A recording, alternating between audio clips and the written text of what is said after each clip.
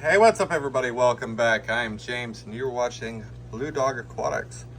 Now, today we are talking about two new animals that just came in. We actually built this enclosure specifically for them. This is going to be a new breeding program for us. And you can see, without giving away, which I mean, I'm sure if you read the title, you know what's going in here. But we have a nice thick drainage layer here, good soil. We do have cleanup crews in here, springtails and isopods. And then we do have a water feature in there for them so that they can swim. So yeah, we got live plants, moss. I actually just turned off the fogger because you couldn't see anything, but I was trying to boost up the humidity in here before they got in here. So yeah, let's get after it, guys. So tiny box, but I'm really excited for these guys. Hello, how are we? So guys, yeah, these are our red-eye crocodile skinks. We're gonna open them up and get them in their enclosure. Let's see if I can open, man. So I'll tell you what, some of these containers are insane to open. All right. Sorry, I had to switch to just one. All right, so you can see they transported them.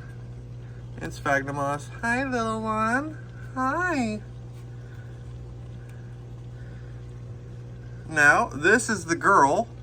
You can actually tell because she has really small pads.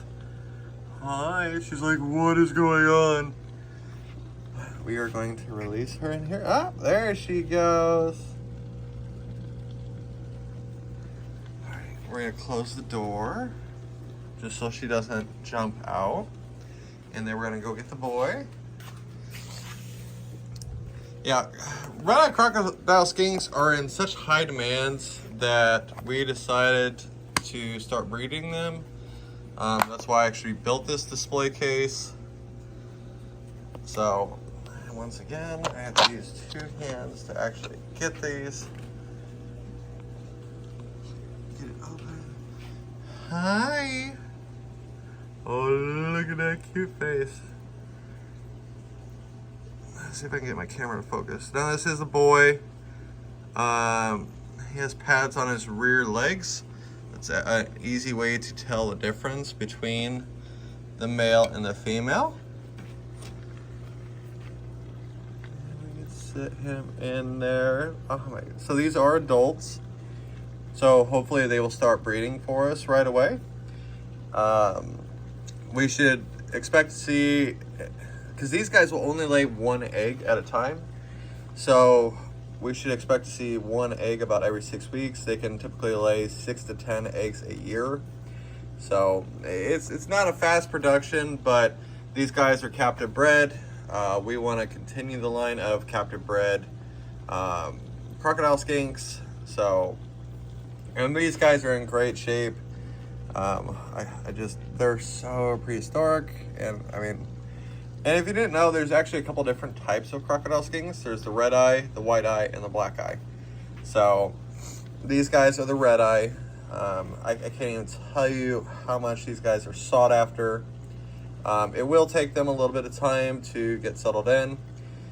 The cool thing about these guys is they just like normal ambient temperature. So that's why they just have a UV light on top. They don't have a basking bulb. Typically 73 to 81 is where they like it, and most people's houses accommodate that. And here in the store, that is very easy to accommodate because we keep it typically between 72 and 75 depending on the day. He's just holding his tail up. these guys are full grown, so, but we put the cleanup crews in here that way, and we've actually put them in last week. That way they had a little bit of time to get settled in, start reproducing. They're powder orange isopods that went in here and tropical springtails. So I'm sure after, in a matter of time, we'll see them start reproducing. Now I never, oh, it's gonna start moving, it's gonna start exploring.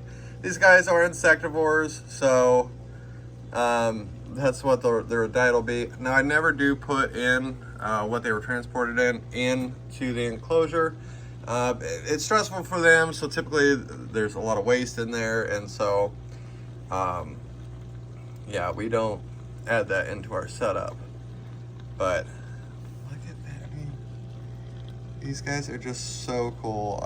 I love the look of these guys.